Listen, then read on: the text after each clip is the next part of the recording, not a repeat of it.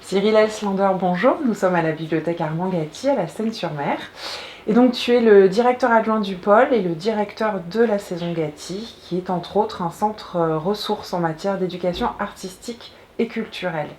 Est-ce que tu pourrais nous en dire un petit peu plus sur le projet L'Art de dire? Alors l'Art de dire, c'est un projet qui invite des élèves de lycée à travailler sur la question de l'éloquence et sur l'art oratoire, c'est-à-dire la faculté de présenter un discours, s'exprimer à l'oral devant un auditoire. Tout à fait.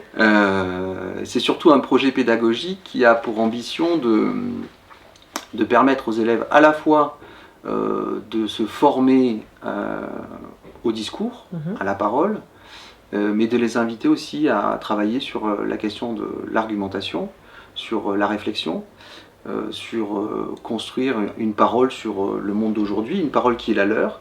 Donc ils sont accompagnés dans ce processus par des comédiens qui leur donnent évidemment des techniques oratoires, des techniques de théâtre, des techniques de pratique de l'oralité, de respiration, etc.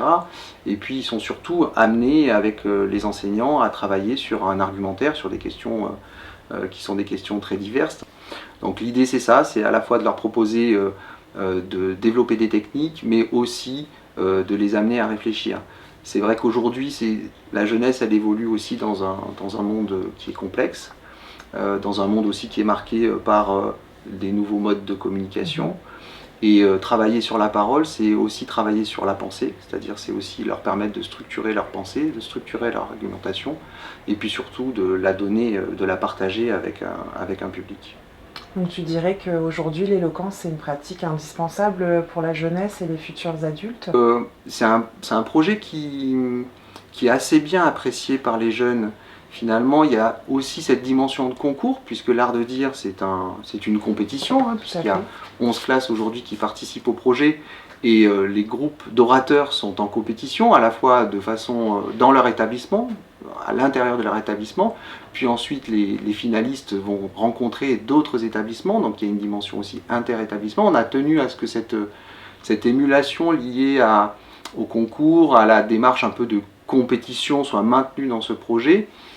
Pourquoi ? Parce que ça donne une dynamique au projet et puis ça permet aussi de regrouper des élèves qui ne se connaissent pas et de leur permettre de partager leur progression, leur discours, leur argumentaire sur des questions qui sont très diverses et qui peuvent aller de y a-t-il des mensonges nobles à le Père Noël est-il une ordure. Et du coup, tu attends quoi de cette deuxième édition ?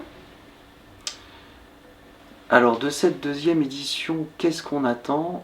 Déjà de pouvoir la faire, oui. de pouvoir la mener bien jusqu'au bout.